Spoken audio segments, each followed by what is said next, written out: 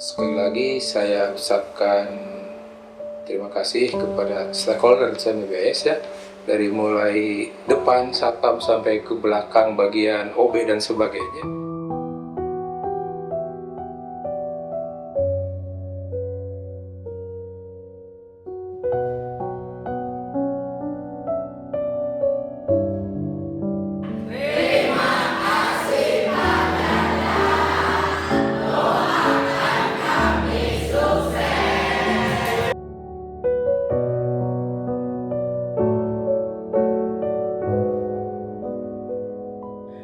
Assalamualaikum warahmatullahi wabarakatuh. Salam sejahtera untuk kita semua. Selamat datang di podcast Terima Kasih Guru. Ruang kecil tempat kita mendengar cerita besar dari seorang pendidik yang hari ini memasuki masa purna tugas. Bersama saya Ratu Syahida atau Miss Tia. Kita akan berbincang santai jenaka, tapi insya Allah penuh kehangatan dan kenangan manis bersama dengan salah satu guru SMA Negeri Cahaya Madani Banten Boarding School yang sangat-sangat memberikan banyak inspirasi. Kita sambut Bapak Haji Dadang Burhanuddin. Terima kasih. Selamat datang Bapak. Ya. Apa kabar Bapak? Alhamdulillah. Sehat walafiat. Sehat walafiat, amin, amin, amin ya. Bapak mau tanya dulu nih sebelumnya Pak. Yang bikin Bapak deg-degan saat jadi guru tuh apa Pak pertama kali Pak? Takut tidak diterima oleh anak. Wow, itu pertama kali jadi guru ya Pak? Tahun berapa tuh Pak?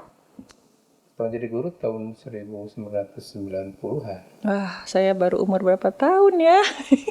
Saya ngajar itu di sekolah yang Islami dan Kristen. Oh gitu, Islami dan Kristen. Maksudnya gimana tuh Pak? Jadi SMA satu? Muhammadiyah dan di SMA GKP Pasundan Garut. Wow, dari Garut ya Pak ya, oke.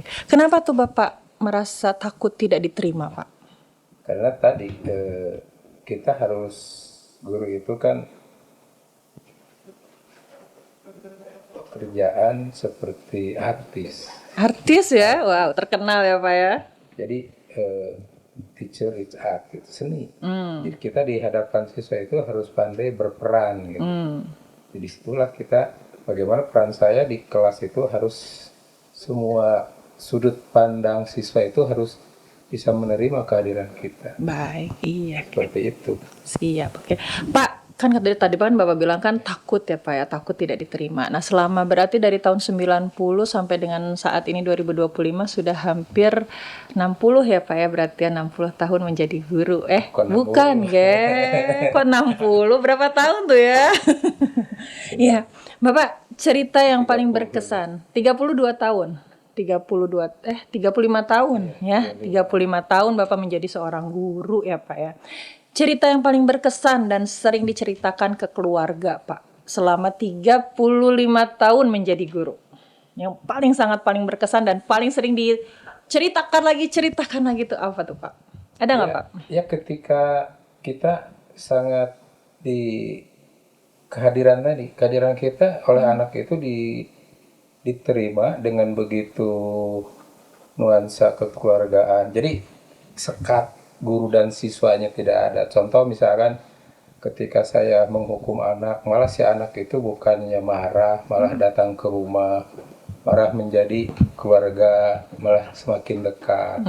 Kan saya apalagi waktu di SMA Satu Rangkas itu kan saya lebih, ketika jadi pembina OSIS dianggap paling galak. Wow, paling galak ya. Selama di sini pun di CMBS ketika saya tadi yang paling berkesan itu ternyata dengan gaya saya ini ada beberapa siswa dan orang tuanya justru merasa lebih dekat itu. Padang, terima kasih ya anak saya gini-gini banyak cerita tentang Padang. Itu yang membuat saya bahagia ketika si anak lapor ke orang tua dan saya dianggap termasuk orang yang bisa merubah atau diterima oleh anak dan keluarganya. Gitu. Berarti ada perubahan dari anaknya ya Pak ya, dan itu diterima dengan sangat welcome banget oleh keluarganya ya. Gitu. Dan mungkin sampai saat ini jadi keluarga. Iya. Masih silaturahminya masih terus saja. Bahkan ya di luar dugaan banyak rezeki yang mengalir yang didapatkan ya karena saling komunikasi seperti itu awalnya. Itulah Banyak kejutan gitu. enaknya jadi guru begitu ya Pak ya. Gitu. Oke Pak.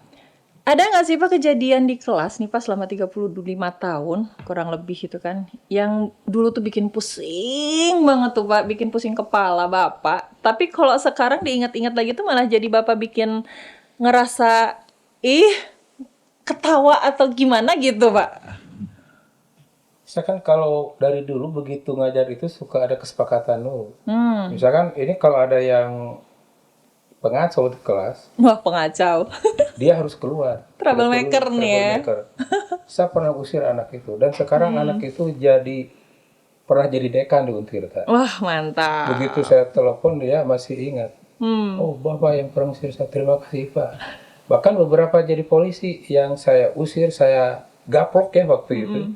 Dan kalau di sini di CMBS pun ketika saya berdiri di hadapan mereka dan dari tulisan-tulisan kecil yang tadi saya baca, ternyata di luar dugaan Bapak itu bukan ngajar, tapi lebih banyak mengaspirasi, memotivasi kami gitu. Memberikan inspirasi. Jadi itu yang enak gitu ya. Bahkan saya tadi kan di sambutan itu sebenarnya saya banyak menggali ilmu dari anak.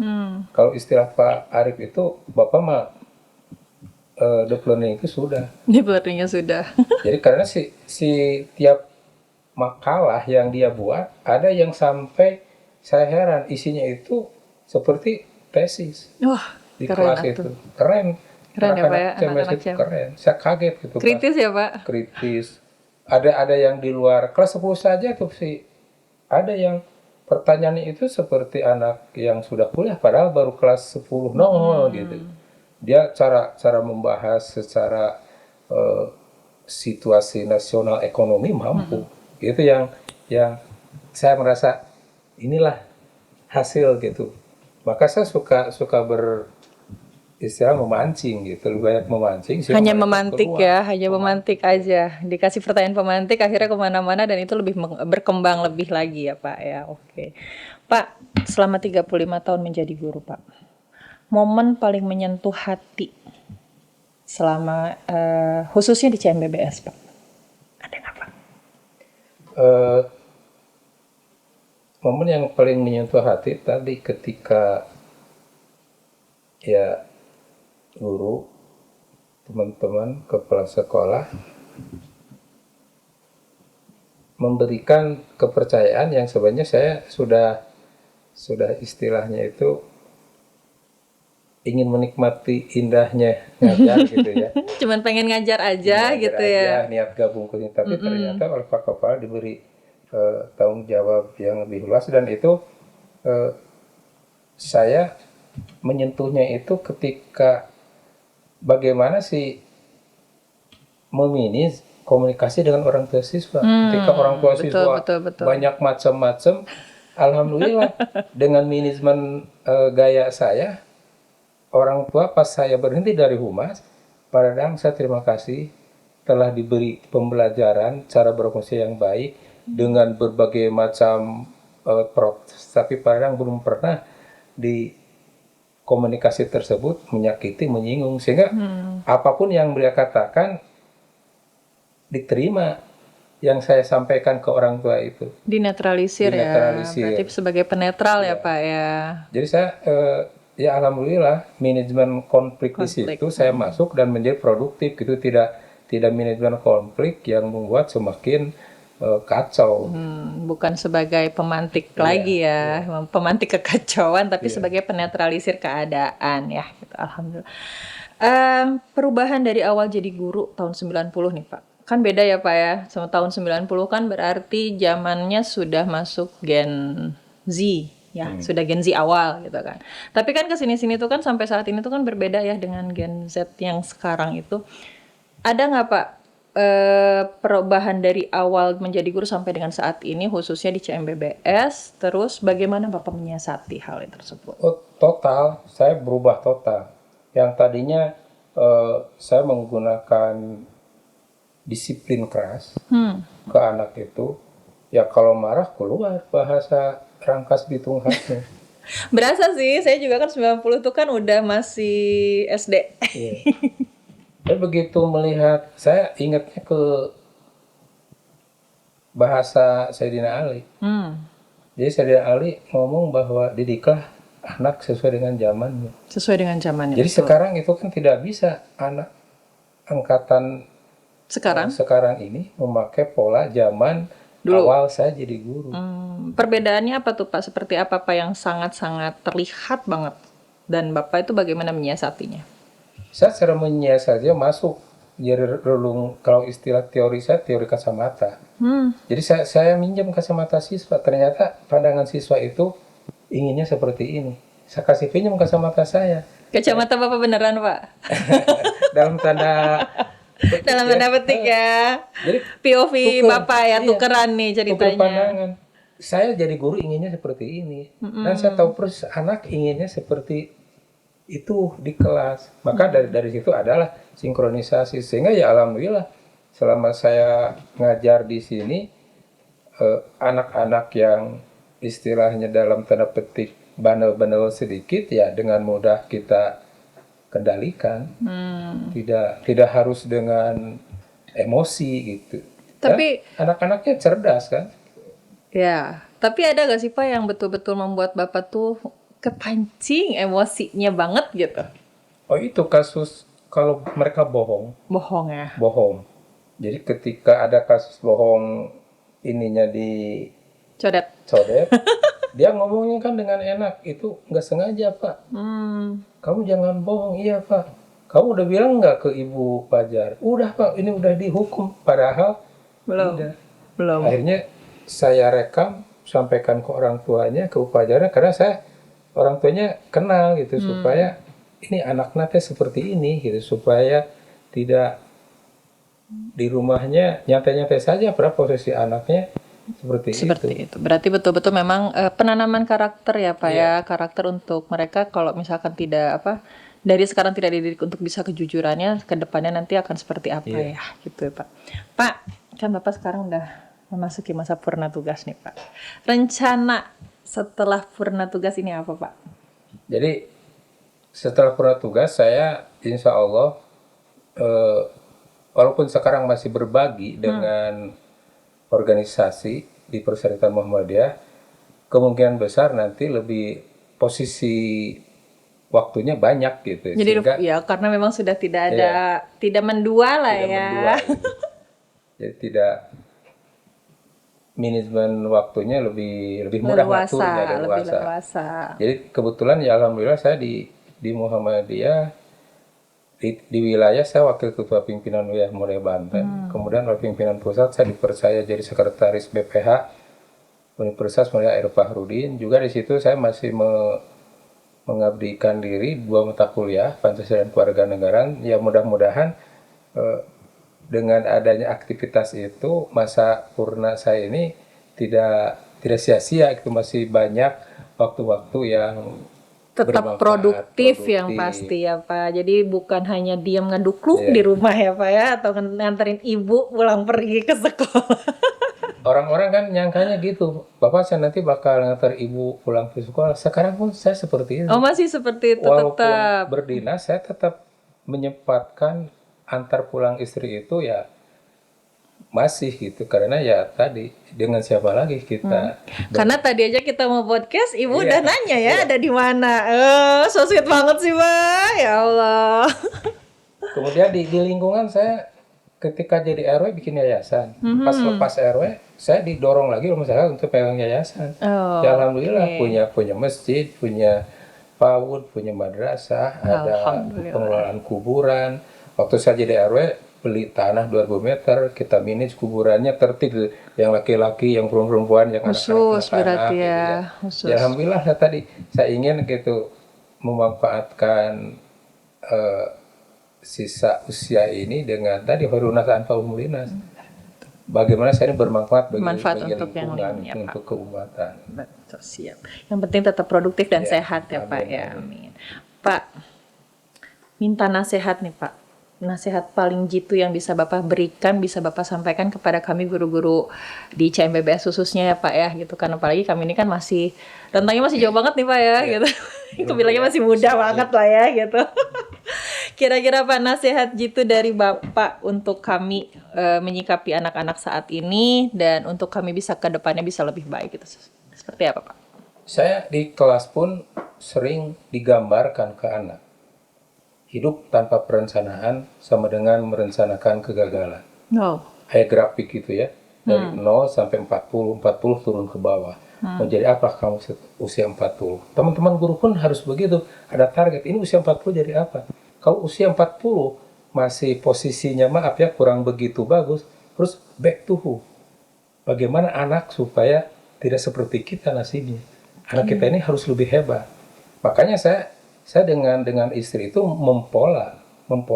Maaf, saya sebelum pensiun anak sudah sarjana semua, Alhamdulillah. tanpa berhutang.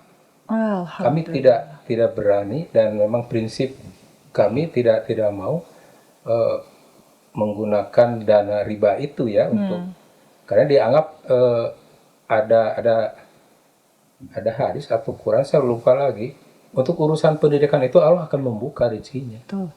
Jadi bagi teman-teman di sini yang lebih banyak potensinya daripada saya lihat kan teman-teman sebenarnya banyak potensi, hanya tadi manajemen dirinya di mana gitu. Artinya usia segini kemana anaknya harus seperti apa, itu hanya jangan dikatakan ke orang lain, biar dirinya saja yang Cukup tahu. diri sendiri. Tidak harus diekspos, anak saya harus ini harus tidak. Biarkan kita dan istri. Sehingga saya dimanapun ditempatkan, maaf, dianggap banyak uang. Karena saya tidak pernah mengeluh urusan uang. Saya ngeluh uang, isi dengan saya saja dengan Allah bertiga. Keluarga di pun tidak tahu bahwa kita di sini seperti apa. Karena kita kalau Islam itu kan harus kelihatan agni. Jangan menjadi orang yang ya kelihatannya lemah gitu ya. Itu harus menjadi sebuah target. Jadi saya sering ngomong kan ke teman-teman, filosofi hidup saya seperti ini, filosofi ini. Saya berangkat dari Rangkas ke sini, filosofi Sayyidina Ali, bekerja adalah rekreasi terbesar. Sehingga saya datang ke kelas tidak pernah ngeluh, bahagia aja gitu. Apalagi tiap tanggal 1 dapat uang, gitu. Dapat uang dulu baru kerja ya Pak ya? Jadi teman-teman saya, adik-adik di sini harus ya berorientasi manajemen keluarganya tetap harus dimini.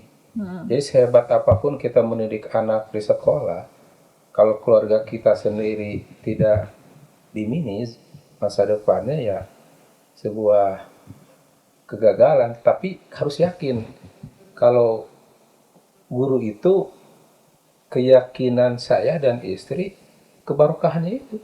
Kebarokahan dari menjadi seorang guru ya Pak ya. Anak saya tiga-tiganya dipermudah oleh Allah, rezeki mereka untuk kuliah ada aja terus. Tidak tadi ya. Kalau niat kita tidak mau berhutang, oleh Allah bakal dibuka pintu jalan untuk pendidikan. Siap. Berarti kembali kepada manajemen manajemen diri ya Pak ya, manajemen diri dan keluarga untuk bisa menjadi keluarga yang lebih baik daripada yang saat ini. Dan kenapa Bapak tadi men-tagline yang angka usia 40 Pak? 40 itu Ustadz nih tahu persis, ada Qurannya. Usia 40 itu di Quran usia yang harus surat lupa lagi saya itu. Jadi ayat itu Allah mengingatkan usia 40.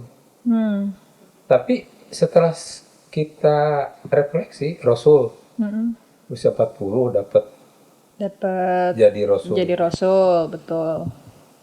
Ternyata usia 40 usia matang. Matang untuk memimpin gitu.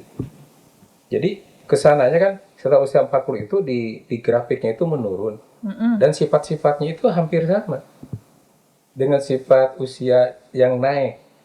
Oh, kembali lagi gitu. Oke, iya betul. Jadi semangatnya 30 ke 40 itu ketika 40 ke bawah ada penurunan semangat gitu. Tapi ya ini sebuah di situ di ayat Qur'annya si ini Allah itu mengingatkan pertama di situ harus kembali ke orang tua, artinya kita harus pandai usia 40 ini siapa sih orang tua kita? Betul. Ya, Apakah kita akan nyampe ke usia mereka? Betul. Nah di situ harus ada harus doa, mengabdikan diri. Kemudian yang kedua di situ disebutkan juga bahwa kita pun harus mau dibawa kemana anak kita gitu. Nah ini cerminan 40 ini harus dijadikan target. Berarti samanya dengan kita melihat cerminan bahwa Nabi meninggal di usia 63 tahun ya Pak ya. Apakah kita akan mencapai usia segitu atau sebelum usia itu gitu ya Pak. Makanya kenapa di tagline di angka 40. Kita harus bisa memanage diri untuk menuju kesuksesan ya begitu. Apalagi kan di fisiologis yang dewasa ada istilah 40 itu beger kedua. Puber kedua.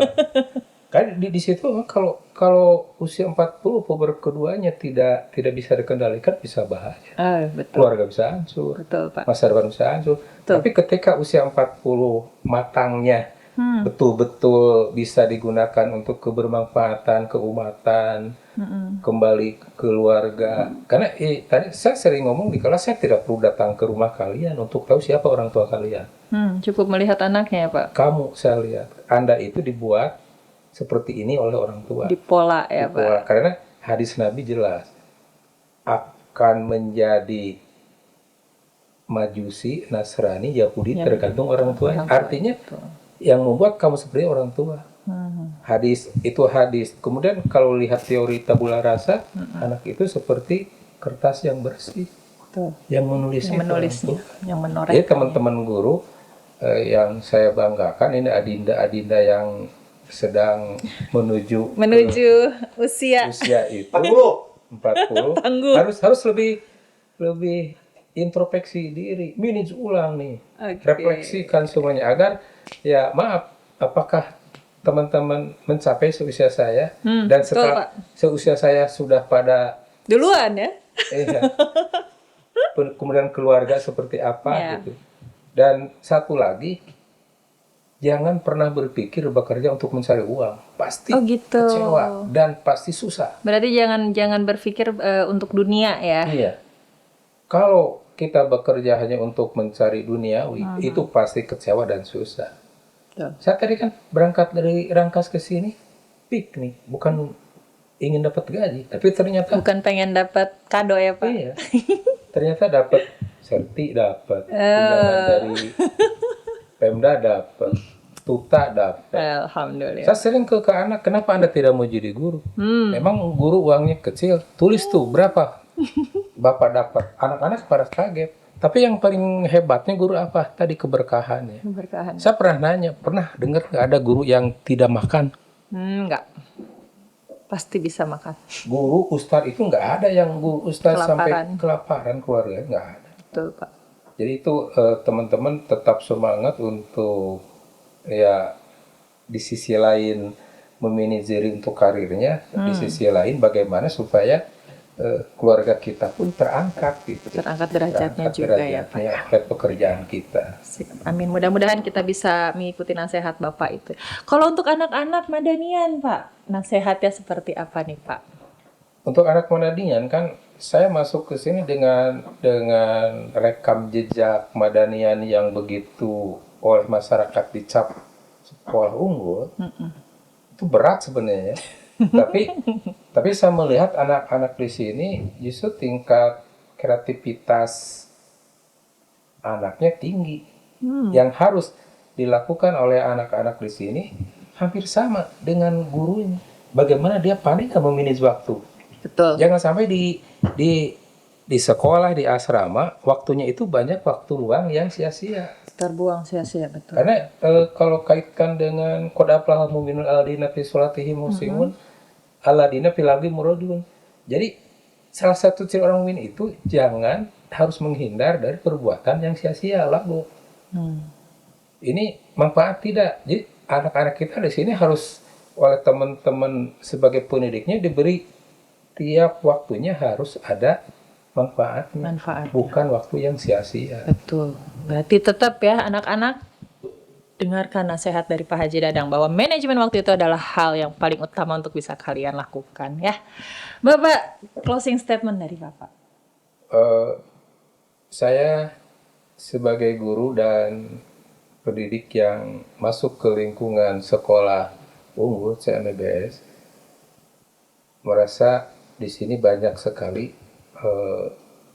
ilmu yang saya dapatkan dari teman-teman, juga dari anak. Karena tadi filosofi hidup saya lebih senang menggali ilmu dari orang lain daripada saya banyak memberi gitu. Di kelas pun mereka tidak sadar. Ketika saya kasih tugas mereka menggali macam-macam, karena saya sedang merekam.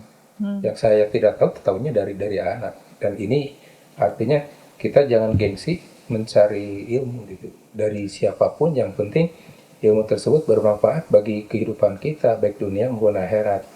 Jadi sekali lagi saya ucapkan terima kasih kepada stakeholder CMBS ya, dari mulai depan satpam sampai ke belakang bagian OB dan sebagainya yang telah membersamai saya selama di sini dengan penuh kekeluargaan dan beda-beda karakter gitu. Sehingga saya pun menghadapi Ratu seperti ini, menghadapi Pak Denny seperti ini, menghadapi teman-teman dengan beda. Dan saya sekali lagi mohon maaf bila hal tersebut ya membuat terluka, atau karena tadi tujuan saya tidak dari pengakuan saya pribadi semacam Pak Ahmad, memang Pak Haji mah mau tapi benar. Itulah saya gitu. Itulah saya. Jadi teman-teman asrama pun sama ngomongnya. Jadi kalau ada salah, saya menasehatinya dengan tak harus gini. Karena gaya saya tidak bisa lepas seperti itu.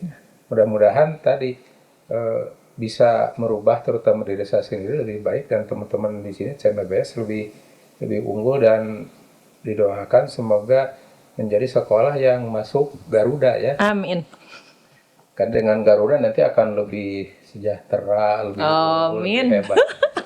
Terima kasih semuanya. Semoga ya, kita diberikan kekuatan dan kesehatan sehingga tadi Umi kumpul kembali kita di surga Jannatun Naim. Amin, ya. amin, Bukan amin, teman dunia saja. Bukan teman dunia, tapi teman di akhirat juga ya. Bapak, terima kasih banyak atas cerita dan pesan-kesan dari Bapak untuk kami semua. Mudah-mudahan purna tugas ini bukan menjadi akhir dari segalanya ya Pak ya. Kita semua akan tetap bisa bersua kapanpun waktunya. Jadi nanti kalau Bapak main ke Pandeglang, jangan lupa mampir ke sini. Siap. Gitu kan. Oke, terima kasih untuk podcast kali ini. Kita bertemu lagi di podcast yang akan datang. Wassalamualaikum warahmatullahi wabarakatuh. Terima kasih.